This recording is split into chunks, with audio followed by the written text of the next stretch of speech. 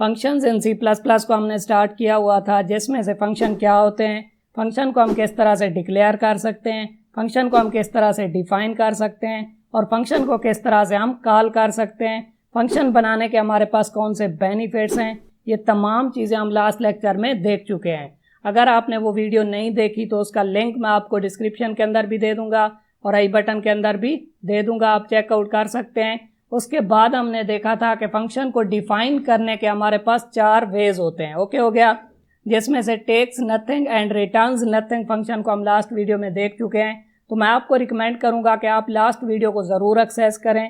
आज हम देखने वाले हैं take something returns nothing function को। तो आइए शुरू करते हैं। अस्सलाम वालेकुम friends, welcome to technical Amar. So last video में हमने ये प्रोग्राम बनाया था, इसे मैं थोड़ा बहुत एक्सप्लेन कर देता हूँ, बट अगर आप इसे डिटेल में देखना चाहते हैं तो आप मेरी लास्ट वीडियो को ज़रूर एक्सेस करें। तो हमने यहाँ पे क्या किया था, एक फंक्शन बनाया था ऐड के नाम से। ओके हो गया, इसके अंदर हमने कोडिंग की थी एडिशन की। हमने यूज़र से 2 नंबर्स लिए थे, फिर उसके बाद उसका सम किया था और इसे यहाँ पे प्रिंट कराया था। और मैंने यहाँ पे आपको बताया था कि ये वाली कोडिंग यहाँ पे नहीं चलेगी, कंपाइलर इसे एग्जीक्यूट नहीं करेगा जब तक हम क्या नहीं करेंगे, मेन फंक्शन के अंदर इसे कॉल नहीं कराएंगे, क्योंकि हमें पता है कि हमारा मेन फंक्शन ही सबसे पहले चलता है। उसके बाद हमें क्या करना पड़ेगा, यहाँ पे ऐड फंक्शन को कॉल कराना पड़ेगा। तो उसके बाद क्या होगा, कंपाइलर इसकी कोडिंग को चलाएगा। बट हमने यहाँ पे देखा था कि अगर हम किसी भी वेरिएबल को यूज़ करते हैं तो उससे पहले हमें क्या करना पड़ता है, उस वेरिएबल को डिक्लेयर कराना पड़ता है, ताकि कंपाइलर को पता चले कि इसे हम आगे यूज़ करने वाले हैं। इसी तरह अगर हम किसी भी फंक्शन को कॉल करते हैं और डिफाइन करते हैं, ओके हो गया, तो उससे पहले हमें डिक्लेयर भी कराना पड़ेगा फंक्शन को। तो फंक्शन कॉल से पहले हमने क्या किया था, यहाँ पे फंक्शन को डिक्लेयर कराया था। मैंने आपको बताया था कि ये जो हमने डेफिनेशन लिखी हुई है फंक्शन की, इसी को आपने कॉपी करना है और यहाँ पे पेस्ट कर देना है और एंड पे सेमीकोलन लगा देना है। ओके हो गया, ये हमारे पास क्या थी, फंक्शन की डिक्लेरेशन। उसके बाद यहाँ पे फंक्शन कॉल हुआ था। जब फंक्शन कॉल होगा यहाँ पे तो हमारा कंट्रोल शिफ्ट हो जाएगा इस फंक्शन की डेफिनेशन पे और ये वाला कोड यहाँ से चलेगा। ओके हो गया, उसके बाद यहाँ पे मैंने प्रिंट कराया था टेक्निकल अमार। उसके बाद दोबारा अगर हमें एडिशन की ज़रूरत है तो हम क्या कर सकते हैं, दोबारा इस फंक्शन को कॉल करवा सकते हैं। ओके हो गया, उसके बाद हमने यहाँ पे देखा था takes nothing returns nothing function को।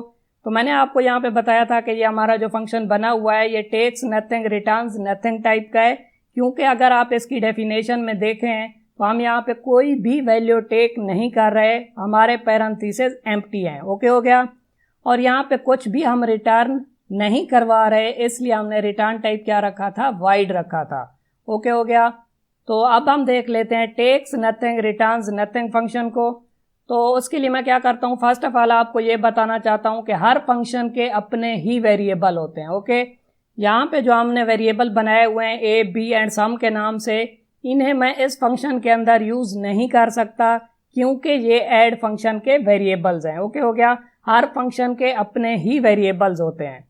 तो अब मैं क्या करता हूँ, फॉर एग्जांपल यहाँ पे बनाता हूँ 2 variables int X and Y. Okay हो गया, उसके बाद मैं क्या करता हूँ, यूज़र से 2 नंबर्स लेता हूँ मेन फंक्शन के अंदर, इंटर 2 नंबर्स। यूज़र को जब ये मैसेज शो होगा इंटर 2 नंबर्स, तो यूज़र क्या करेगा, 2 नंबर्स इंटर करेगा, उन्हें मैं रखा लूँगा एक्स एंड वाई के अंदर। उसके बाद अगर मैं चाहूँ तो ऐड फंक्शन को कॉल करते वक्त इसमें वैल्यू को पास कर सकता हूँ। तो मैं क्या करता हूँ, यहाँ पे एक्स एंड वाई की वैल्यू को यहाँ पे पास कर देता हूँ।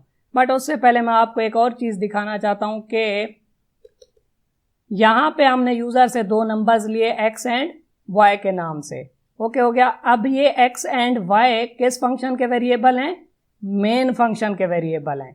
इन्हें हम ऐड फंक्शन के अंदर यूज़ नहीं कर सकते। अगर यहाँ पे मैं लिखूँ सी आउट एक्स, तो आप यहाँ पे देखेंगे हमें एक एरर देखने को मिलेगा। तो मैं क्या करता हूँ, इसे कंपाइल एंड रन करके आपको दिखाता हूँ। तो आप यहाँ पे देख सकते हैं कि हमें एक एरर शो हो रहा है। मैं क्या करता हूँ, इसे जूम करता हूँ। तो यहाँ पे लिखा हुआ है x was not declared in this scope. तो कंपाइलर हमें बता रहा है कि भाई साहब इस फंक्शन के अंदर आप x को यूज़ नहीं कर सकते क्योंकि ये इस फंक्शन का वेरिएबल नहीं है। ओके हो गया। यही बात मैं आपको बताना चाहता था कि हर फंक्शन के अपने ही वेरिएबल होते हैं। तो अब मैं क्या चाहता हूँ कि इस फंक्शन मेन फंक्शन के अंदर मैंने जो ये x एंड y की वैल्यू ली थी इसी को मैं यूज़ करूँ ऐड फंक्शन के अंदर। बट हमने तो यहाँ पे देख लिया कि अगर ये मेन फंक्शन के वेरिएबल्स हैं तो हम इन्हें ऐड फंक्शन के अंदर यूज़ नहीं कर सकते। बट एक तरीका है हमारे पास कि हम इन वेरिएबल्स को तो यूज़ नहीं कर सकते बट इनकी वैल्यू को यूज़ कर सकते हैं। ओके हो गया। तो मैं क्या करूँगा, यहाँ पे x एंड y की वैल्यू पास करूँगा। यहाँ पे क्या होगा, वेरिएबल्स पास नहीं होंगे बल्कि इनकी वैल्यूज़ पास होंगी। अब जब ऐड फंक्शन यहाँ पे कॉल होगा तो x एंड y की वैल्यू पास होगी। तो वैल्यू को रिसीव करने के लिए हम क्या कर सकते हैं, वेरिएबल्स बना सकते हैं।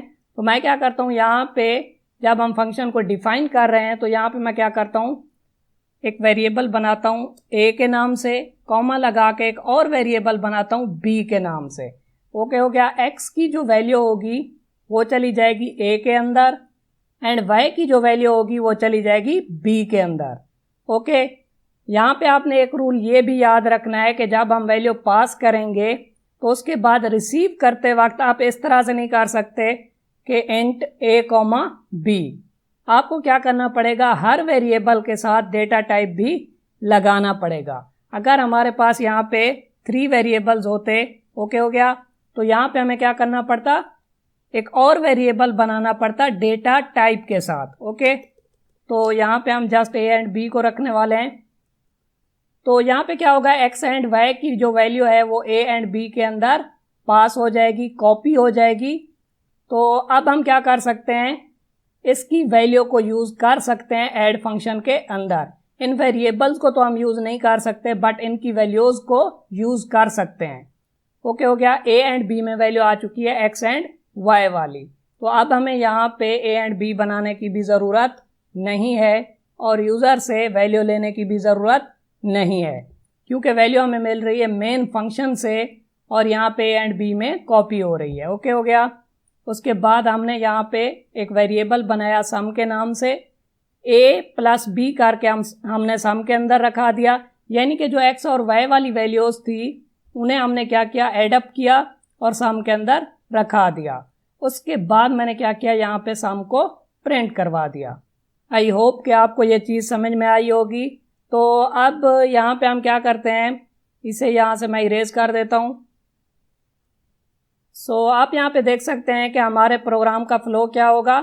मेन फंक्शन से हमारा प्रोग्राम स्टार्ट होगा। यहाँ पे हमने क्या किया, फंक्शन को डिक्लेयर कराया।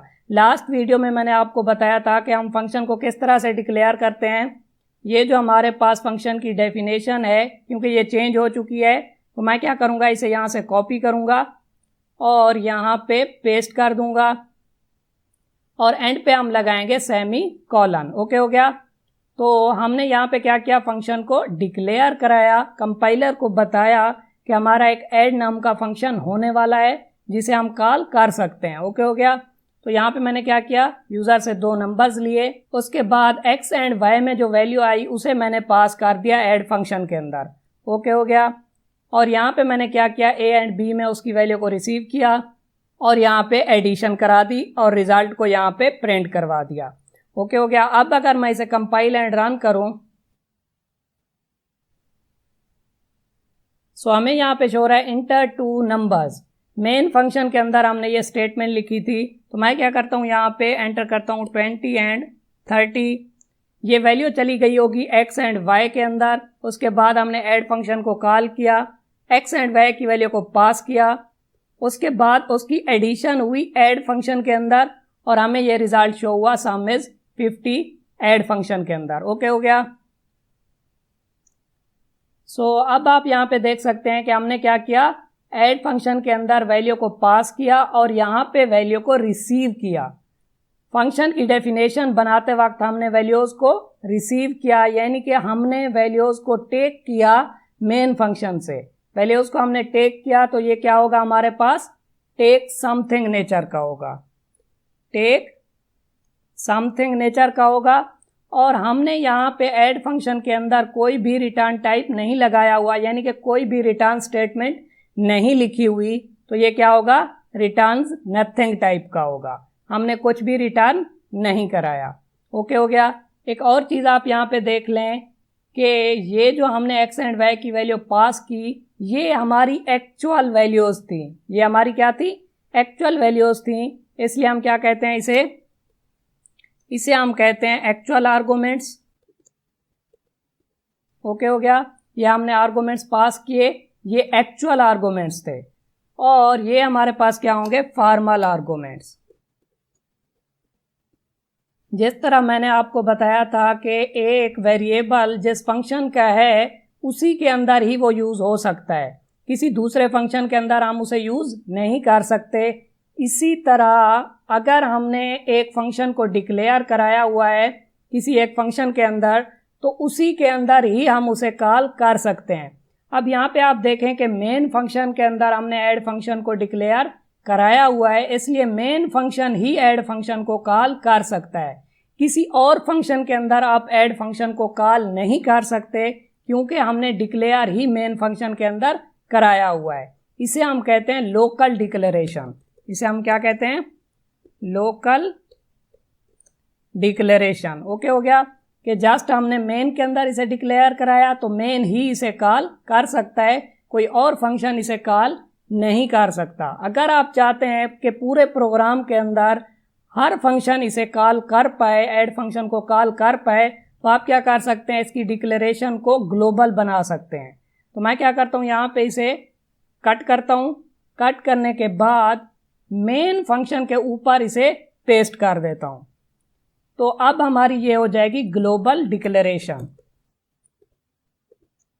अब पूरे प्रोग्राम के अंदर आप जहां भी चाहें ऐड फंक्शन को कॉल करवा सकते हैं, क्योंकि हमने इसे ग्लोबल डिक्लेराइज कराया हुआ है। ओके हो गया। एक चीज़ और, यहाँ पे हमने एक्स एंड वाई की वैल्यू को पास किया और ए एंड बी में रिसीव किया। अगर यहाँ पे वेरिएबल्स के नेम मैं ए एंड बी की बजाय एक्स एंड वाई रखता, तो आपने यहाँ पे कंफ्यूज नहीं होना, क्योंकि ये X and Y main function के वेरिएबल्स हैं और ये X and Y add function के वेरिएबल्स हैं। तो आप नेम भी सेम रख सकते हैं, कंपाइलर कंफ्यूज नहीं होगा। ओके हो गया। तो उसे पता होगा कि ये मेन फंक्शन के वेरिएबल्स हैं और ये ऐड फंक्शन के वेरिएबल्स हैं। ओके हो गया। ये एक्स एंड वाई अलग हैं और ये एक्स एंड वाई अलग हैं। आप कंफ्यूज ना हो, इसलिए यहाँ पे मैं इनके नेम वापस ए एंड बी रख देता हूँ। सो इस तरह आप क्या कर सकते हैं, take something and returns nothing function को यूज़ कर सकते हैं। और अगर आप C++ को बिल्कुल बेसिक लेवल से देखना चाहते हैं, तो आप मेरी C++ ट्यूटोरियल फॉर बिगनर्स वाली प्लेलिस्ट को भी यहाँ से एक्सेस कर सकते हैं। इस प्लेलिस्ट के अंदर मैंने तमाम लेक्चर्स को सीक्वेंस के अंदर बनाया हुआ है। और अगर आप किसी भी टॉपिक से रिलेटेड एग्जाम्पल प्रोग्राम देखना चाहते हैं, तो आप मेरी C++ एग्जाम्पल प्रोग्राम वाली प्लेलिस्ट को भी यहाँ से एक्सेस कर सकते हैं। इन दोनों प्लेलिस्ट के लिंक मैं आपको डिस्क्रिप्शन में भी दे दूंगा और आई बटन में भी दे दूंगा। वीडियो अच्छी लगी हो तो वीडियो को लाइक करें और चैनल को सब्सक्राइब करें। Thank you.